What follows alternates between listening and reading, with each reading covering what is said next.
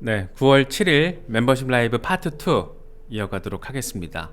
리플 관련 소식들 우리가 조금 집중적으로 짚어볼까 합니다. 최근에 전해졌던 리플과 관련된 여러 가지 호재들이 사실 각각 개별적으로 바라봐도 의미 있는 성격을 가진 그런 소식들이 많았지만, 이것들을 또 하나의 궤에서 연결시켜서 바라보면 또 하나의 어떤 큰 그림을 우리가 느낄 수도 있지 않나, 그런 생각이 들기도 합니다.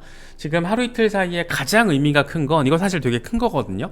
되게 큰 건데, 일본 SBI 그룹, 우리가 잘 알고 있는 것처럼 일단 SBI라는 회사 자체가 일본에서는 약간 뭐랄까, 일본의 JP모건 느낌이 좀 있죠. 여러 가지 분야에 거의 금융과 관련된 부분은 뻗치지 않은 부분이 없는 것 같아요. 일단 암호화폐 거래소도 몇 개 가지고 있고, P2E 게임 회사도 인수하고 막 그래요. 그러니까 이 회사는 지금 블록체인 시대를 엄청 빡세게 준비를 하고 있어요. 그런데 SBI가 가장 전폭적으로 선택한 프로젝트 하나만 꼽아라, 리플이죠. 모든 은행 시스템을 리플화 시켜버리겠다라고 지금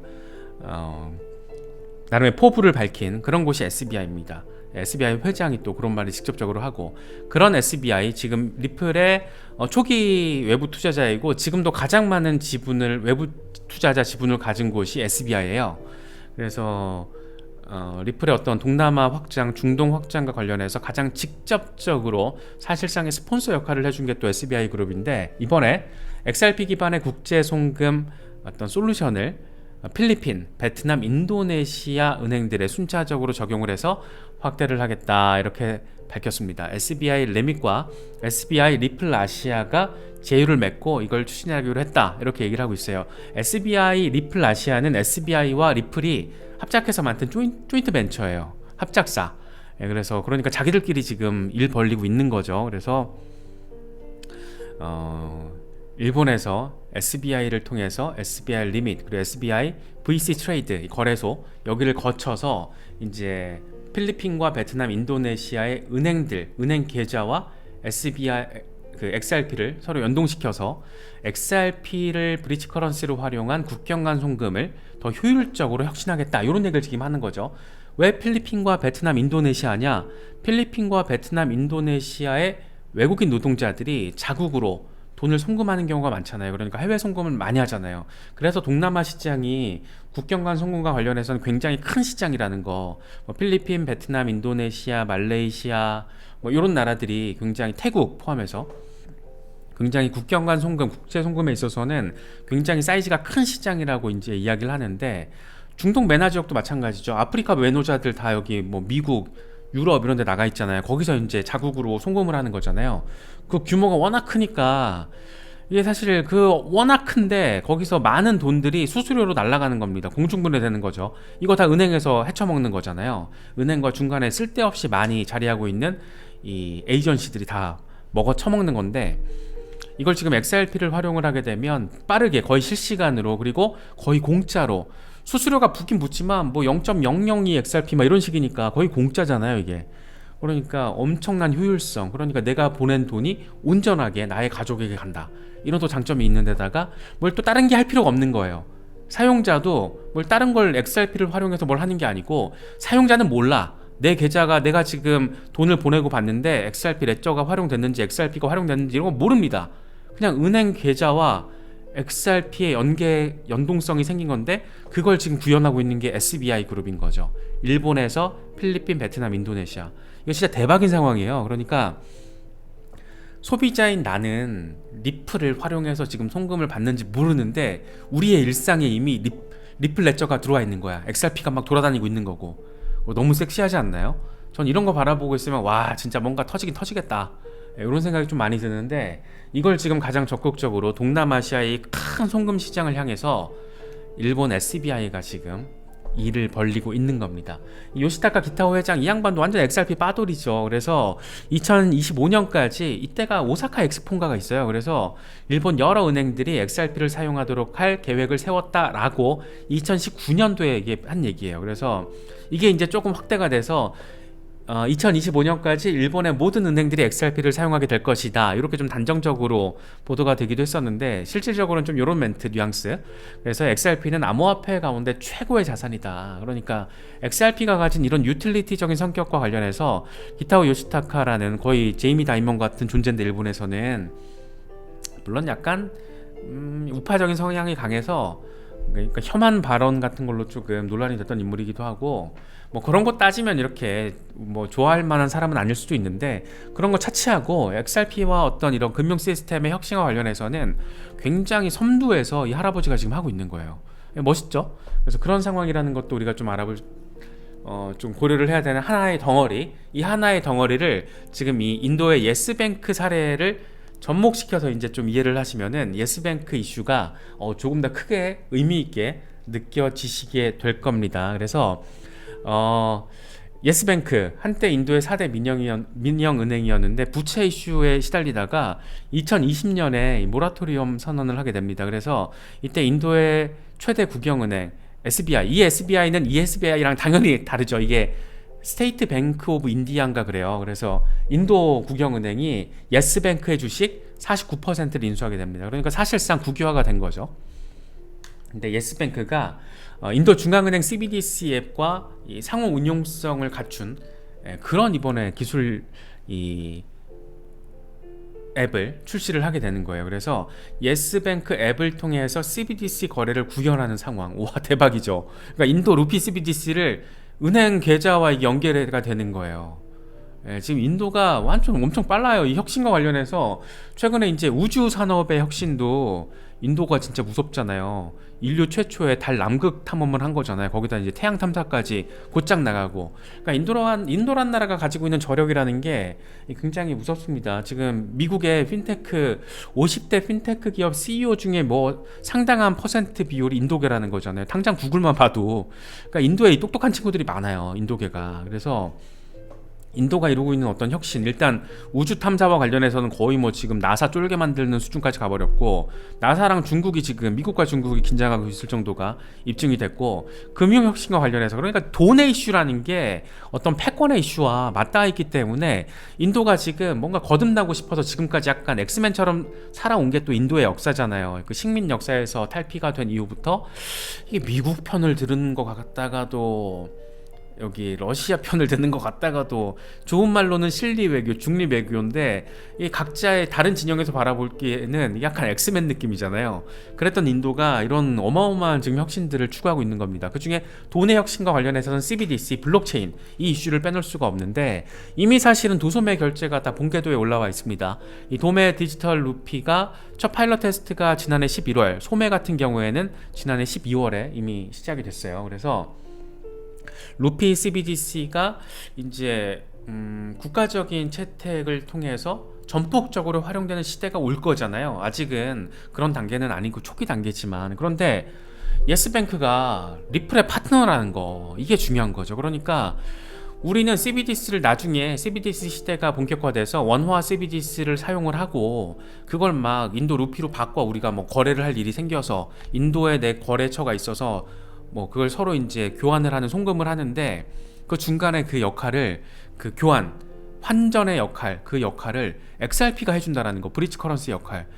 우리는 사용자는 모를 수가 있는 거죠. 그런데 실제 기술에서는 XRP의 기술, 레저의 기술이 이렇게 적용될 수 있다라는 거. 이거 예스뱅크 사례가 지금 선명하게 보여주는 겁니다. 앞서 지금 SBI가 추진하고 있는 혁신과 예스뱅크의 이번 이런 혁신적인 어떤 기술 진보, 상호 운용성 확장, 이런 것들이 뭘 의미하는지 조금 더 구체적으로 그림이 그려지면서 동시에 연결되는 그런 상황들, 두 가지 덩어리가 맞닿아 있는 상황이라는 거 아시겠죠? 그래서 여기서 이제 한 발 더 나아가게 되면 브릭스 진영으로 확장이 가능해지는 겁니다. 지금 뭐 인도가 일단 저렇게 알게 모르게 XRP의 기술력에 의지할 수 있는 상황, 활용할 수 있는 상황이 지금 펼쳐졌고, 근데 브릭스 진영에서 또 이게 간단치가 않아요. 이번에 아랍에미리트가 브릭스 신규 회원국에 가입을 했잖아요. 그런데 리플 같은 경우에는 이미 올해 상반기에 두바이에다가 사무실을 오픈을 했고, 올해 11월 리플 수엘 같은 경우에는 두바이에서 열립니다. 그래서 리플 스웰이 열리는 장소가 또 어떤 상징성을 갖죠. 작년에 런던에서 했을 때, 런던에서의 어떤 CBDC 혁신과 관련했을 때 또 빠질 수가 없는 게 리플이잖아요. 그래서 영국 중앙은행과의 오래된 이 협력 관계. 그래서 런던의 어떤 런던에선 지금 과거 대영 제국의 영광을 누리고는 싶을 때 뭐가 없다 보니까 전통 어떤 금융 강국으로서의 런던의 어떤 위상을 다시 세우고 싶어요. 근데 전통 금융에서 이제 새로운 금융을 봤을 때 핵심은 뭐다? 블록체인과 크립토잖아요.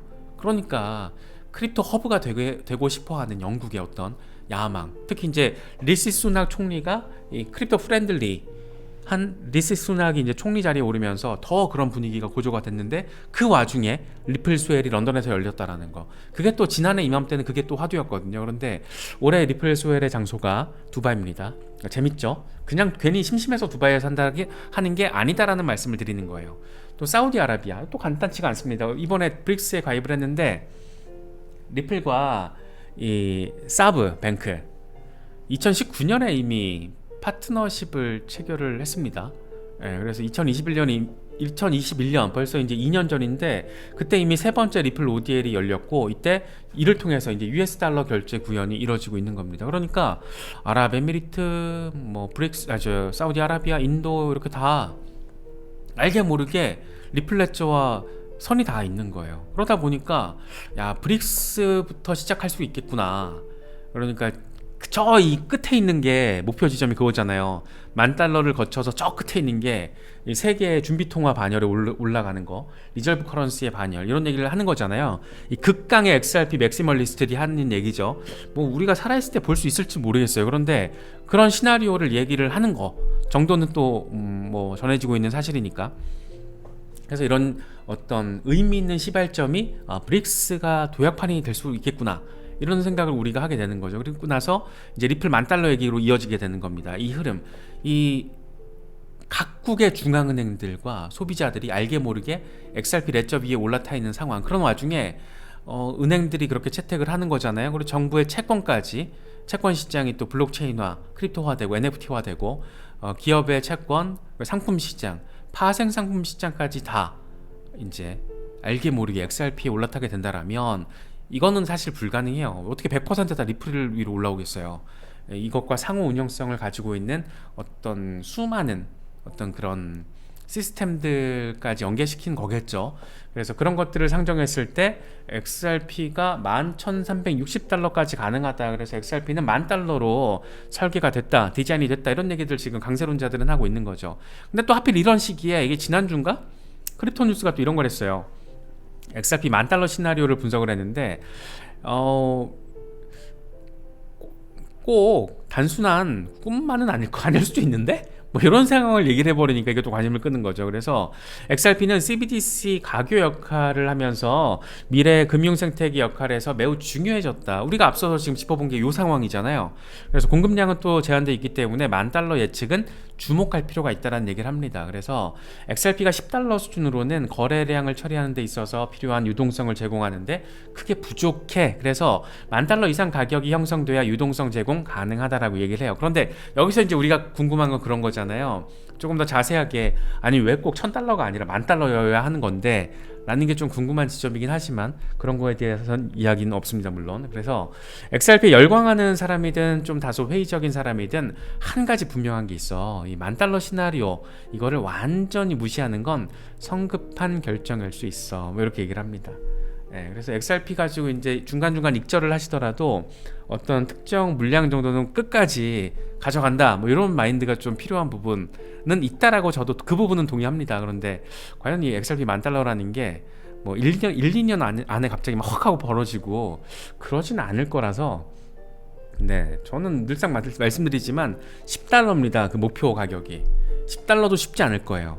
쉽지 않다라고 바라보는데 $10,000? 와, 너무 크긴 하죠. 근데 뭐 언젠가는 올 수 있다라는 이런 얘기들이 계속 나오고 있다라는 것 정도는 체크할 필요가 있고, 이 시발점, 누가 가장 먼저 $10,000 얘기를 했느냐를 봤을 때는 2019년 2월에 마크 필립스가 얘기를 한 거죠. XRP $10,000에 설계가 됐다.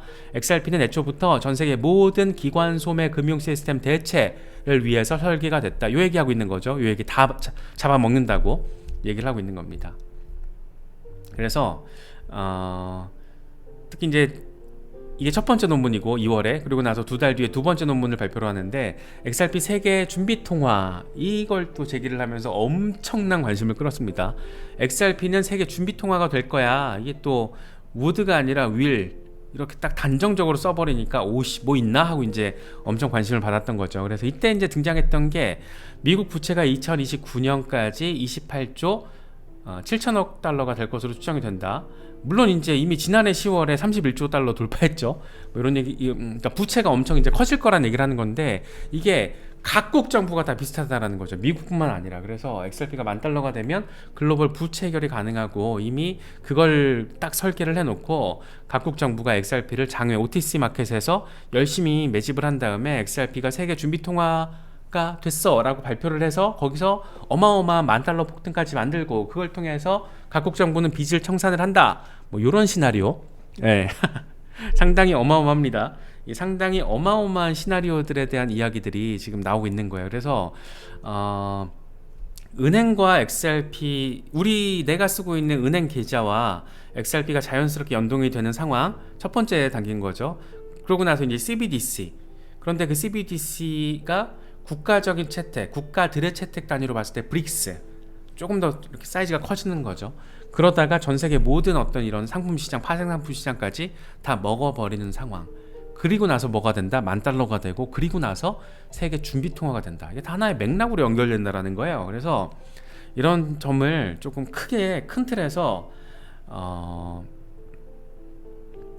바라보시면 좋을 것 같습니다. 그래서 조금 요즘에 XRP 뭐 시세에 관련해서 전폭적인 전망들도 많이 나오고 막 이러는데 일부러 오늘은 안 넣었어요. 너무 시세 얘기만 이렇게 드리는 것도 전해드리는 것도 바람직하진 않은 것 같아서 좀 큰 그림, 요즘 같은 때는 이렇게 큰 그림을 통해서 한 프로젝트를 조망하고 리서치를 하는 것도 나름 좀 괜찮지 않나라고 저는 바라보고 있습니다. 원래 펀더멘털 애널리시스라는 게 뭐 별거 있나요? 이렇게 가치 분석하는 거고 기업 분석하는 거니까. 그래서 이런 부분으로, 이런 관점으로 좀 바라봐 주시면 좋을 것 같습니다.